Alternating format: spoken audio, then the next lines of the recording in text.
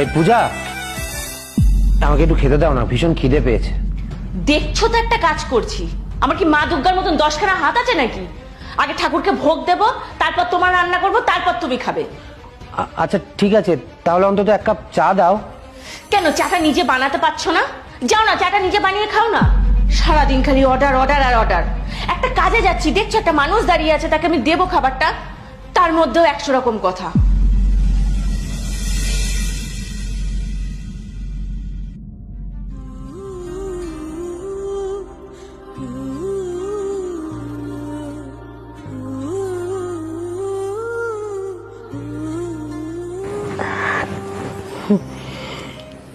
সদা সৌভাগ্যবতী হও মা, সুখী হও।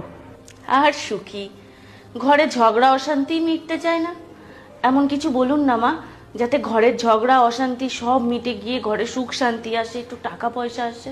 কিছু মনে করিস না মা, যে পরিবারে বউয়ের গলার আওয়াজ বরের গলার থেকে বেশি হয়, সেই পরিবারে কখনো লক্ষ্মী বিরাজ করে না।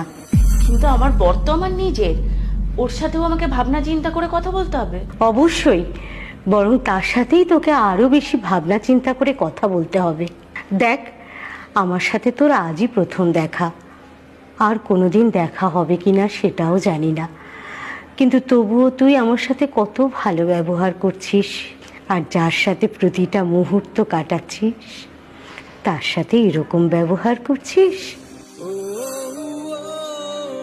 দেখ, আমার সাথে তোর একদিনের দেখা, আমার সাথে খারাপ ব্যবহার করলে আমি হয়তো কষ্ট পাবো, চলে যাব, আর কোনোদিন আসবো না, কিন্তু তাতে তোর খারাপ কিছু হবে না। কিন্তু তোর বর যদি চলে যায় তাহলে কিন্তু তোর খারাপ হবে।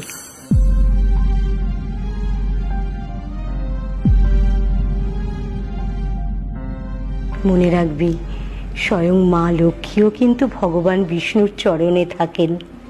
তুই তোর স্বামীকে যত ভালো রাখবি, মা লক্ষ্মী ততই তোর প্রতি সদয় হবেন। এটা শুধু তোর সমস্যা নয়, অনেক মেয়ের সমস্যা। তারা সংসারে লক্ষ্মীর মতো সম্মান চায়, কিন্তু স্বামীকে কখনো বিষ্ণুর মতো জায়গা দিতে পারে না। যে বাড়িতে অভুক্ত মানুষ রয়েছে, খেতে চাইছে, তার খিদে না মিটলে ভগবান যে ভোগ গ্রহণ করেন না।